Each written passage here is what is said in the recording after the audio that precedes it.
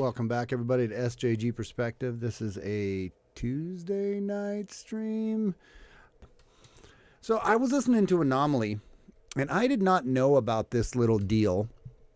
That's happening with all the impeachment crap that's been going on, and everything else. That's just absolutely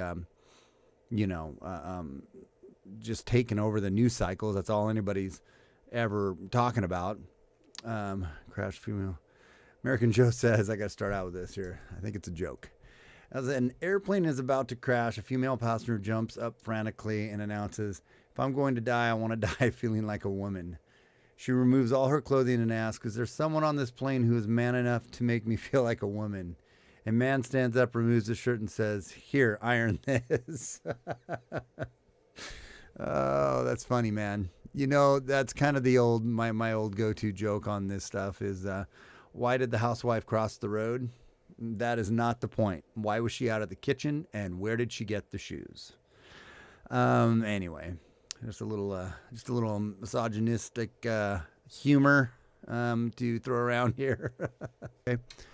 Maybe I need to stay closer to the mic. But there's an executive order that President Trump is going to be signing apparently this week, which if I'm being honest and if I'm being true to what I believe, I can't always agree with what the president is doing. And this is something I can't get on board with if I'm understanding it correctly. Let me click over here. That's not it. Hang on. There it is. That's pretty small for you guys. I apologize. That's what she said. It says Trump readies executive order on anti-Semitism setting up First Amendment battle. In essence, I've read this article and I'm going to read it now, but basically in essence, it's a bill to limit what certain speech that can be said in regards to Jews and Israeli, and it's being framed under the boycott, divest, sanction, the BDS movement. But so for that, which I don't support that movement at all, but I support people being able to have that movement under if I'm trying to stay consistent with free speech and the First Amendment. I absolutely don't agree with it, but I also agree with the fact that people should be able to, speak about that and talk about that and be able to say they love or hate anything they want to say they love or hate. So this worries me because it, to me, is a slippery slope, just like gun rights, right? And gun control. We all know that the left wants to fraction, bit by bit, piece by piece, chop away at, adding more gun control, more gun rights, more this, more regulation, more the red flag laws, all these other things, because what they're ultimately trying to do is get rid of the Second Amendment. And I feel like that's what's happening with free speech. We all know as conservatives, as patriots, that it's under assault, right? And that it's been under assault for quite some time. And President Trump has always been a very big proponent of free speech and has been one that has rattled the cages of all the lefties that think free speech should be sanctioned and should be reevaluated, right? He's the number one dude who's going to, he chops and pushes back on him on this stuff, right?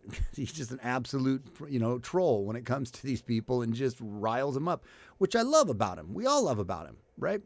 But this bill that he's going to sign, and unless I'm misunderstanding it, in my mind, gives just like a little hatchet, just a little nick against free speech. Let me read it, let you know what I'm talking about. So it says, President Donald Trump will sign an executive order this week directing the government to consider a specific definition of anti-Semitism in discrimination cases, circumventing Congress, White House and congressional sources told McClatchy. Jewish American groups and Israel advocates have pressed Congress and the White House to take action since 2016 amid a spike in anti-Semitic incidences nationwide. But Trump's move could prompt a high-stakes court battle with free speech advocates who argue that denying Israel's right to exist is protected under the First Amendment, which I believe it should be. Unless you are calling for actionable offenses or action against somebody, like go murder so-and-so or go down to so-and-so and kill all the so-and-sos, or, you're calling for a direct action, which is then a threat, right? Then it's an actionable threat.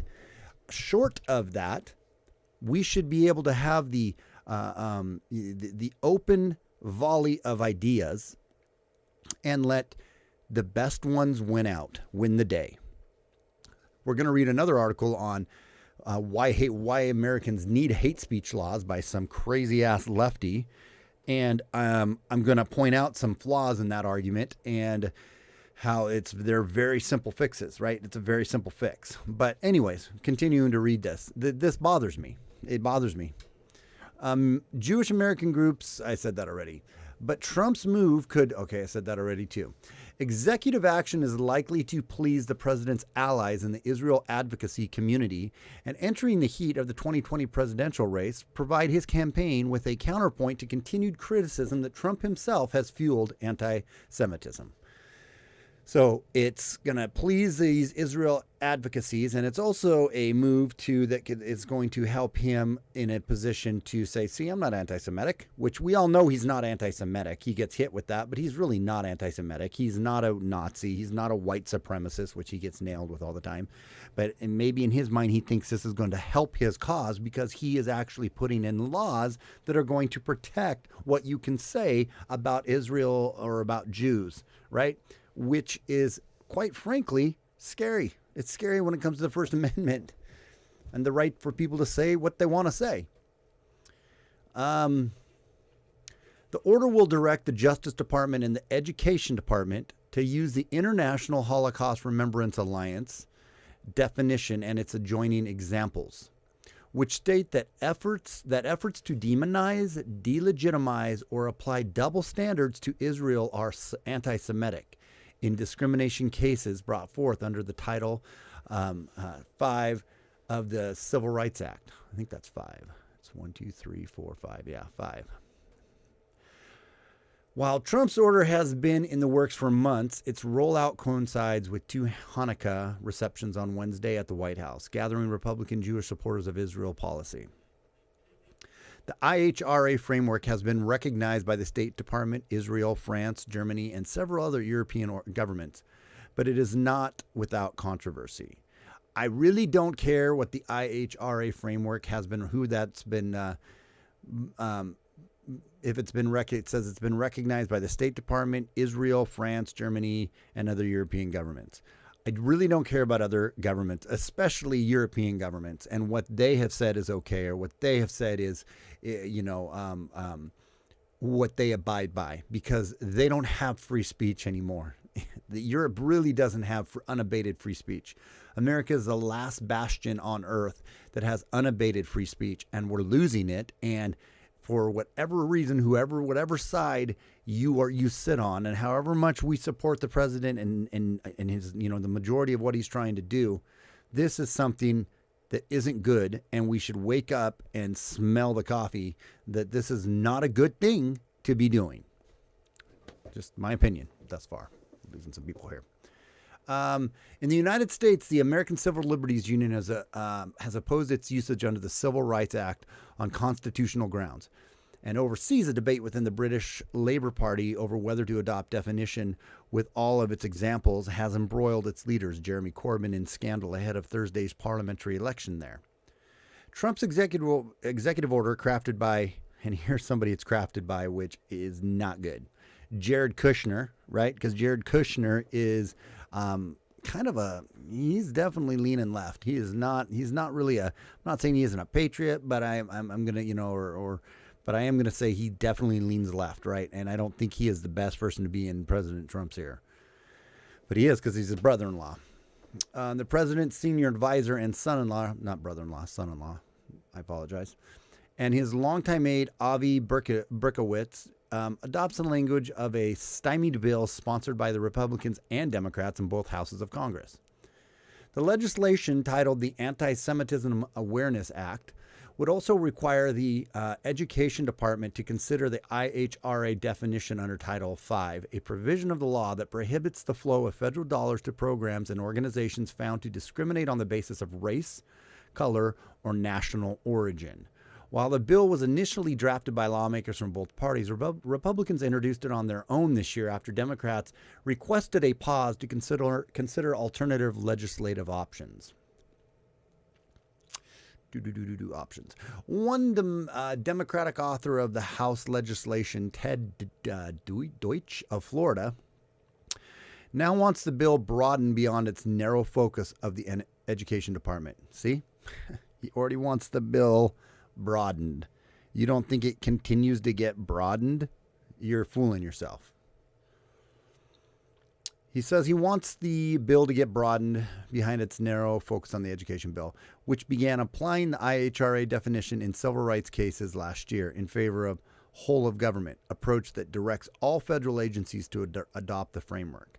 It's not that we won't reintroduce it. What we're considering is what is the most effective way to address anti-Semitism. A senior aide to Deutsch said, noting that his office had not seen the text of the executive order. If what happens is the president takes the Anti-Semitism Awareness Act, turns it into an executive order, and applies it to other agencies, that is generally something we would support, the aide said. The administration worked with Democrats on the border, or on the order, not the border, consulting with David Crome, former chief of staff, to former Senator Majority Leader Harry Reid of Nevada. Okay, if we know anything about Harry Reid, we know that Harry Reid is a complete and total hardcore demi, right? So I don't like anything he has to say or put forward, most likely. Kushner's first raised the idea of the executive action in the spring, working with the White House counsel's office and the Office of Legal Counsel at the Justice Department to address concerns expressed last year by the ACLU over the congressional effort. Kushner also consulted with Paul Clement, former United States Solicitor General under President George W. Bush, the senior official said. Last year, the ACLU argued that the Title V already protects religious minorities, such as Jews, from discrimination, and warned that the IHRA examples of anti-Semitism are constitutionally protected statements about Israel, including accusing people. Now, here's where this is where we need to pay attention. It says he warned that the IHRA examples of anti-Semitism are as follows. Constitutionally protected statements about Israel, including accusing people of being more loyal to Israel. So if you accuse somebody of being more loyal to Israel, right, than you are to America, that could be considered anti-Semitic. If you say, I think we're spending too much money, we're giving too much money to Israel right now, maybe we should pull back a little bit of our money, or maybe we should focus on this or that or whatever, and you're just voicing your opinion, that could be considered anti-Semitic. Other statements were then to the United States, applying a double standard for Israel. So if you say, like I said, being more loyal to Israel than the United States, applying a double standard to Israel, that could be considered anti-Semitic. Or denying the Jewish people their right to self-determination. That's anti-Semitic. Over the past decade, state and local governments have passed aggressive legislations to combat the boycott, divestment, and sanctions movement targeting Israel, withholding critical dollars from the organization that partake in the cause. Those efforts have gained national steam amid rising rates of anti-Semitism across the country, particularly on the American college campuses. According to the data collected by the FBI and the Anti-Defamation League.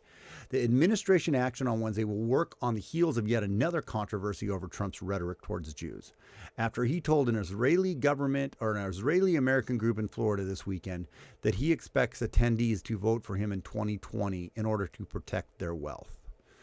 Well, number one, that isn't him being anti-Semitic when he says that. He would say that he says that to the blue collar workers. He says that to anybody, whoever he's talking about. Vote for me so I can protect your wealth, so I can lower your taxes, and so I can keep your money in your pocket. So that isn't anti-Semitic just because he's talking about that, talking to Jews, and he says that, right? That's more them reading into that. That's more their soft bigotry and their soft racism, the people that read into that. That's But there's nothing in that says that's an anti-Semitic comment. He's just saying he's campaigning. He's like, hey, vote for me so you can keep your money.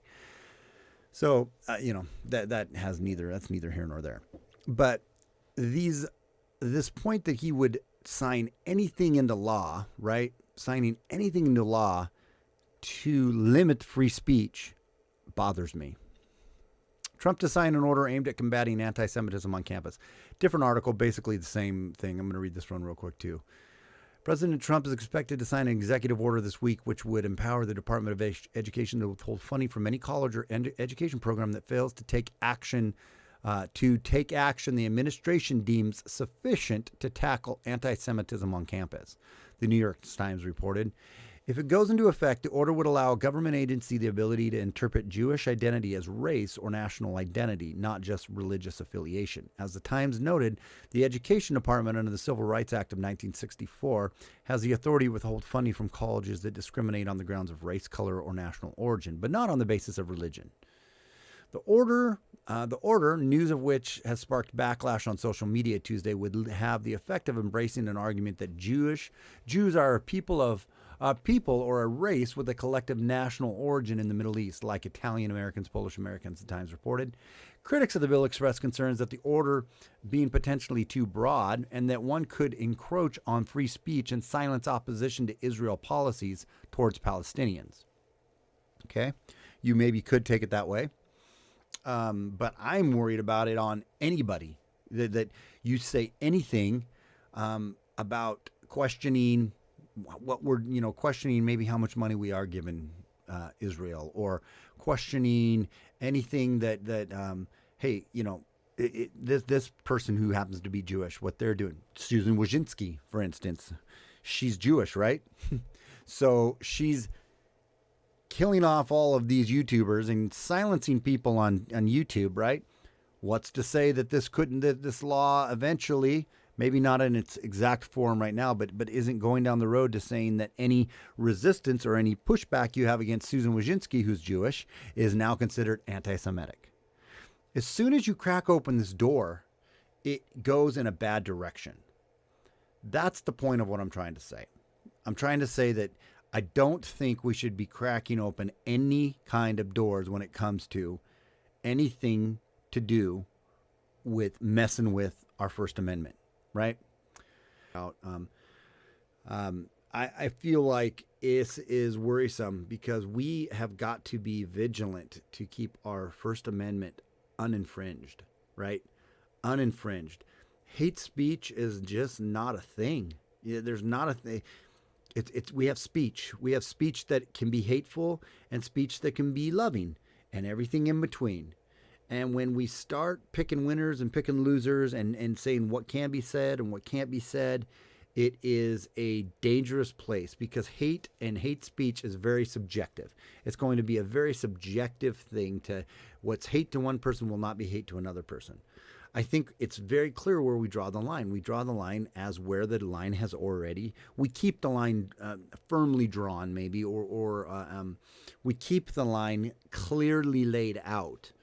That when you cross that line, which is a threat, right? When you're calling to action, when you're calling to actually hurt somebody, or you are inducing a riot, so on and so forth. Then you can be held accountable for that. Short of that, sharing ideas or sharing what your thoughts are, I don't understand how that can be something that really is anything we should ever screw with. We're the last place that has it. Says Richard Stengel. Richard Stengel, a former editor of Time, is an author of Information Wars and was the State Department's Undersecretary for Public Diplomacy and Public Affairs from 2013 to 2016. When I was a journalist, I loved Justice Oliver Wendell Holmes Jr. assertion that the Constitution, arguing that the Constitution and the First Amendment are not just about protecting free thought for those who agree with us, but freedom for the thought that we hate. True. That's exactly what it is. And we can stop reading now because you summed it up, dude. I don't know why you had to hurt your brain and think more, because that was it. You nailed it. That's exactly what it is. Free thought for those who agree with us, but freedom freedom for thought that we hate. So it's not just for those who agree with us, it's also for those who don't agree with us, right? But as a government official traveling around the world and championing the virtues of free speech, I came to see how the First Amendment standard is an outlier. Even the most sophisticated, now hear this is a great line, even the most sophisticated Arab diplomats that I dealt with did not understand why the First Amendment allows someone to burn the Quran. He started that out with even the most sophisticated Arabs didn't understand why you should be able to burn a Quran. Why? They asked me, would you ever want to protect that? Because we're not absolute, animals who whip and hang and beat people in public because they say just the wrong thing about whatever. That's why we protect that, because we are a country of liberty and of freedom, and it's the greatest place in the world to live, and we don't live in your S-hole country. So that's why. Now, I know Saudi Arabia is a very, very, too bad we don't have Muhammad Aloha snack bar in here right now to comment on this, but is a very rich place, right? They got all that oil money. It doesn't take away from the fact that their human rights are the lowest of the low in the world, right? They have the lowest level of human rights. Anyways, we're not here to talk about that. It's a fair question. No, it's really not a fair question. It's not, but I'll just keep reading. It's not a fair question. Yes, the First Amendment protects the thoughts that we hate, but it should not protect hateful speech that can cause violence by one group against another. In an age when everyone has a megaphone, that seems like a design flaw. No, it doesn't. It doesn't seem like a design flaw. I'll tell you what seems like a design flaw. The fact that you pick the winners and the losers of that speech, big tech and our new public square, that's where the design flaw is. The design flaw is that you take away the hateful speech, right, quote unquote, in your eyes. First off, you decide with your all-knowing enlightenment of your liberal elitist mentality what is and what isn't hate speech, and then you decide that you just arbitrarily enforce those laws or those ideas on other people. So you don't let the bad ideas really float to the top. You don't. You just silence them out. It'd be real easy how you do it. You let anybody say what they want to say, again, short of calling for violence, and then you let people like it and dislike it, right? And the more dislikes a post gets, right, just like it's supposed to work, right, the more likes it gets, the more comments it gets, positive reviews it gets, the more views it gets, right? The more downvotes it gets, the more nobody really wants to see it, the more it just falls off in the algorithm, right? So here's what you do. You just let that speech stay, and you let people clearly vote on it in the public square with their thumb up or thumb down. And the big ones that are just get totally thumb down, just keep getting thumb down, they can stay on there, but they just go into obscurity, right? They just go down to the low. You really have to search for them to find them. And then it doesn't foment this thing that you think is this echo chamber that just is going to cause people that's like, oh, I think we should kill X people or Y people or XY people. That is not what I meant. I should have said A and B people. But, I think we should be able to kill A people, or I think B people are terrible, or C people, or whatever you want to say. You let those arguments or you let those conversations exist, right? And so let people vote on them. Let people vote on them and talk about them in the public square and debate them and point the flaws out in them and demolish them so that they go away. So we as a people can evolve and can grow and say and think and have these different discussions in our minds, and we can go, yeah, that really makes sense what this person is saying. And you know what? This person over here, what they're saying, that just doesn't resonate with me. That doesn't make sense. I don't like that. I reject that idea. But when you segment them up and you put you create artificial echo chambers where people, that's all they're listening to and hearing, and then and it just starts to reverberate, then that's when you cause unnecessary problems. That's when you mutate the natural order of discussion of good and bad ideas. So no, it's not a fair question. It's a dumb question. It's important to remember that the First Amendment doesn't just protect the good guys. Our foremost liberty also protects any bad actors who hide behind it to weaken our society. In the weeks leading up to the 2016 election, Russia's Internet Research Agency planted false stories hoping that they would go viral. Geez. There was a couple ads. They didn't have that much impact, people. Let's quit. Can we get off of this, you libtard? Russian agents assumed fake identities, promulgated false narratives, and spread lies on Twitter and Facebook, all protected by the First Amendment.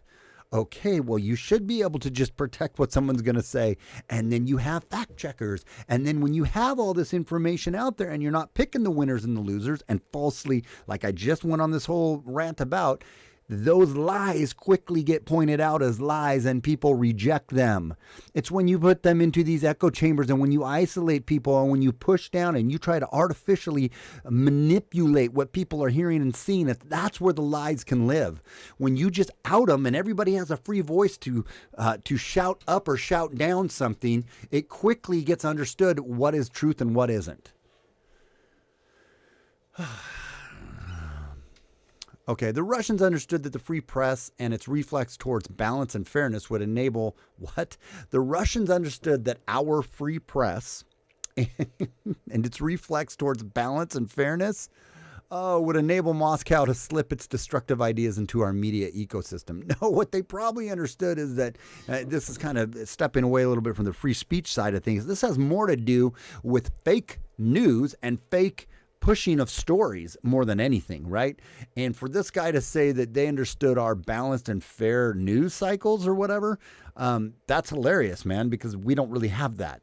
It's the voices like mine, not that I am in American Joe and all these other content creators that are out there sharing their ideas, right? When they look at these things independently, those are the ones that a lot of times are fighting most of what this goes on in the fake news. And that's also why the fake news doesn't like us and why big tech doesn't like us, is because we actually help destroy their narrative. And they can't just push us with a narrative that is something that they can program us with. So, and that's also, they didn't like this because obviously social media being the platform that it is, anybody can put an ad up. But when you don't try to pick winners and losers so much and you just let it actually go as it's supposed to go, it works itself out. Moscow to slip destructive ideas into our media ecosystem. When Putin said back in 2014 that there were no troops in Crimea, an outright lie, he knew our media would report it, and we did. That's partly because the intellectual underpinning of the First Amendment was engineered for a simpler era. The amendment rests on the notion that the truth will win out in what Supreme Court Justice William O. Douglas called the marketplace of ideas. This marketplace model has a long history of going back to the 17th century English intellectual John Milton. But in all that time, no one ever quite explained how good ideas drive out bad ones, how truth triumphs over falsehood. Yes, it's very easy. We just did that. I just did that, and I am not the smartest dude. I'm definitely not the smartest, dart in the board, right? And I just easily explained to you how the truth wins over the falsehoods. When you take big tech and you take these manipulators that are manipulating algorithms and manipulating voices out of the mix, when you take those out of the mix and you just let a marketplace of free ideas flow, then they do work themselves out. But that's not what we have right now. We don't have a free market of ideas. We have censorship, we have silencing, we have condemnation, we have Orwellian control of our thought everywhere we turn. So we don't have a free marketplace of ideas, and that's the problem. Milton, an earlier opponent of censorship, said truth would prevail in a free and open encounter. It will. He was right. A century later, the framers believed that this marketplace was necessary for people to make informed choices in a democracy. They were correct. We don't have that right now, and that's the problem. Somehow, magically, truth would emerge. The presumption has always been that marketplace would offer a level playing field, but in the age of social media, that landscape is neither level nor fair. You're right, it isn't. And why isn't it level or fair? Why isn't it level or fair? It's not because of the people and their speech making it level and unfair. It's because we have the Jack Dorseys and we have the Facebook Mark Zuckerbergs and we have the lady that runs this platform that I'm on, that I'm not going to say her name because they're already hunting for blood right now. So we have all these people that are creating, and we have the alphabet agencies, and we have Amazon, and we have Apple, and we have all these people that are picking the winners and the losers according to their worldview, which is very leftist and very socially, politically correct and woke, and is and we could talk about why their mindset is the way it is and where that ideology lines up with, and the dangers and poison of that ideology, which is a huge, long discussion in and of itself. But regardless of that, their ideology is that we need to socially engineer our society to be a certain way. And we are going to accept this and going to accept that, but not going to accept anything else. And so then they engineer it that way. And then that is what has left us in this place that it doesn't work now. Free speech isn't working. And you are causing people angry, making people more angry because they can't say what they want to say. So then they turn to the complete and total echo chambers that I think at times can be damaging, because you're not getting enough of the full spectrum of what this side is saying and what that side is saying, and trying to balance out what you're thinking. So then it does create problems. That's why they need to get the hell out of the way and let it just be. On the internet, truth is not optimized. On the web, it's not enough to battle falsehood with truth. The truth doesn't always win. In the age of social media, the marketplace model doesn't work. A 2015 Stanford study showed that 82% of middle schoolers couldn't distinguish between an ad labeled sponsored content and an actual news story. Well, then why don't you start telling people, why don't you just start educating people? You're doing it with all the other re-education on the transgender agenda and everything else. If that's your big concern, why don't you just start to instead of censoring speech, why don't you tell people, hey, when you're looking up something, teach them how to fact check. They don't want people really learning how to fact check, because then it would be calling out all the bullshit on the media side and all of what these people and these leftists are doing, trying to socially engineer. So they want to keep you dumb. They just want to keep you dumb in their bubble and dumbed down and indoctrinated into their ideologies. That's what they want to do. They don't want to enlighten you to say, hey, guess what? When it says sponsored content, that means somebody paid for that. That means that might not be the most legitimately objective information you can get. And here's how you double check that. Here's how you check to see if that's true or not. See, if they were really so worried about that, they could easily, within a matter of a few months campaign, get people to understand how to fact check something or look something up. And then if they weren't pulling the strings like little puppet masters in the back, all of a sudden you would start having this open marketplace of ideas that was flourishing and was calling out the bad bullshit and was exposing truth. But see, they don't want truth exposed. They don't want true truth exposed. They want their damn truth exposed. That's the frickin' problem. There's going to be problems when you have the marketplace of ideas. There's going to be really bad ideas. But the only way you really can expose those bad ideas is to let them flow and to let the other people come up and say, no, this is a bad idea and this is why. So 82% of middle schoolers couldn't distinguish between a labeled ad sponsored and an actual news story. Only a quarter of high school students could tell the difference between the actual verified news sites and one with a deceptive account designed to look like a real one. Since World War II, many nations have passed laws to curb incitement of racial and religious hatred. These laws started out as protections against the kinds of anti-Semitic bigotry that gave rise to the Holocaust. We call them hate speech laws. But there's no agreed upon definition of what hate speech actually is. In general, hate speech is speech that attacks and insults people on the basis of race, religion, ethnic origin, or sexual orientation. So those are mean words, mean speech, and they should be protected. I think it's time to consider these statutes. The modern standard of dangerous speech comes from Brandenburg versus Ohio in 1969 and holds that speech that directly incites imminent lawless action or is likely to do so can be restricted, like calling fire in a crowded, movie theater and people getting trampled on the way out and there's no fire. By saying, I'm going to kill so-and-so. My followers, please go kill so-and-so. You are inciting an action, an actionable offense against somebody, and that should absolutely be against the law. And it already is. Domestic terrorists such as Dylan Roof and Omar Mateen and El Paso shooter were consumers of hate speech. I wonder if the, like some of these other, well, never mind. I'm not going to pull that one right now. Speech doesn't pull the trigger. But does anyone seriously doubt that hateful speech creates a climate where such acts are more likely? Yes, I doubt that. I doubt that they're more likely because someone is speaking hatefully. Except in the fact where you put them in a bubble, or you tell them that you silence them, or you constantly condemn them for, not being able to say what they think or feel. I think in those scenarios you fester it when you have a wound that needs to air, right, to dry out and to scab up and to heal, and you constantly keep it covered up and you constantly keep it, where it just festers and it gets worse and worse and worse. That can cause it. But I think when you get it into what if Dylan Roof and Omar Mateen and the El Paso shooter would have been exposed to a little more balanced or a challenge to their hate that they thought was true. They would have been exposed to more to freely express that in a place that was easily compatible and easily, not automatically silenced. Maybe there could have been some help and they could have challenged what they thought a little bit and got a little more balance. Probably not, though, because they were really bad people that it didn't really regard. We've had people throughout millennial. It doesn't matter, man, about speech, what you say or not. We've had people throughout millennium after millennium that has just literally been bad people that want to do bad things to good people. Bad people that want to hurt people. And no amount of speech or non-speech was going to stop them from doing it. They were still going to do it. Let the debate begin. Hate speech has a less violent but nearly as damaging impact in another way. It diminishes tolerance.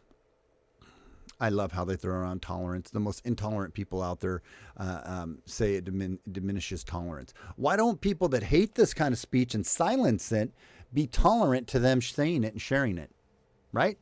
And then respond to them with logic. I know I keep beating this dead horse, but I love it when the left talks about tolerance, right? And there's certain things we shouldn't be tolerant about. I'm not saying you shouldn't be tolerant about the, there's certain values we should hold dear and not bend our knee to, right? And definitely speech is one of them. Definitely freedom of thought and speech is one of them. We shouldn't be, that came out wrong. I'm not saying we shouldn't be tolerant about certain speech, but I'm saying we should be tolerant of all speech and hear it out, right? But this whole tolerance thing, man, bothers me because they are the people who preach tolerance the loudest are the most intolerant out of anybody. It enables discrimination. Isn't that by definition speech what does it say? It diminishes tolerance. It enables discrimination. Isn't that by definition speech that undermines the values of the First Amendment was designed to protect fairness, due process, equality before the law? Why shouldn't the state experiment with their own version of hate speech statutes to penalize speech that deliberately insults people based on religion, race, ethnicity, and sexual orientation? All speech is not equal. And where truth cannot drive out lies, we must add new guardrails. I'm all for protecting thought that we hate, but not speech that incites hate. I'm all for protecting think whatever you want to, you just can't say it, right? Think whatever you want to. Let that fester inside your brain till you blow up and do something, but don't talk about it. Don't talk about it. You could hurt somebody's fifis. You could offend somebody, so don't you dare talk about it. Stupidest thing I've ever heard in my life. The only way talking about it gets it out there in the open. And if nothing else, if you got a crazy ass loony Dylan Roof that is just talking, spitting some mad hate, well, maybe he'll say that around the wrong person, and all of a sudden cops won't investigate him and they'll intervene before he goes out there and blows a whole bunch of people up and murders a bunch of people. That gets us into like maybe red flag ideas and laws too, which I'm not a fan of, but you mean what I know. It undermines the very statutes of the fair marketplace of ideas that the First Amendment is designed to protect. Nope, that's not what it does. What undermines the very values of the fair marketplace of ideas is censorship. That's what undermines it. Trying to control what somebody thinks or says, that is what undermines the marketplace of ideas. In my opinion. All right, guys. Been almost an hour. I didn't really plan to stream that long, but I am not happy really with this idea that Trump's going to And I think we need to push back on it. Just like when, and I know American Joe was was with me on this one, and I know he still is, about when Trump was going to be sending in. We cheered him when he was going to pull troops out, and with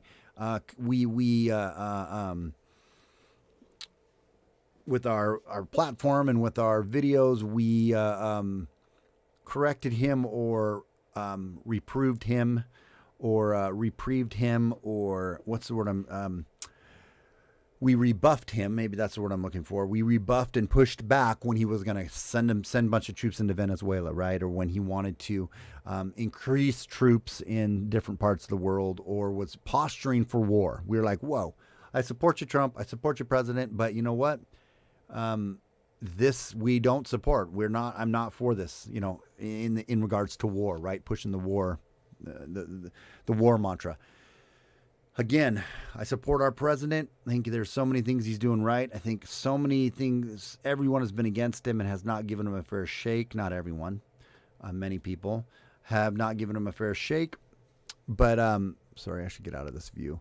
When it comes to what he's done, but when it comes to him doing anything that's going to screw with the free speech, I have a problem with it. I got a problem with it. And I'm like, ugh. And so I think it's our duty to tell him, hey, no, we don't like that. We're not for that. We're not into that. That's not cool. Don't do that.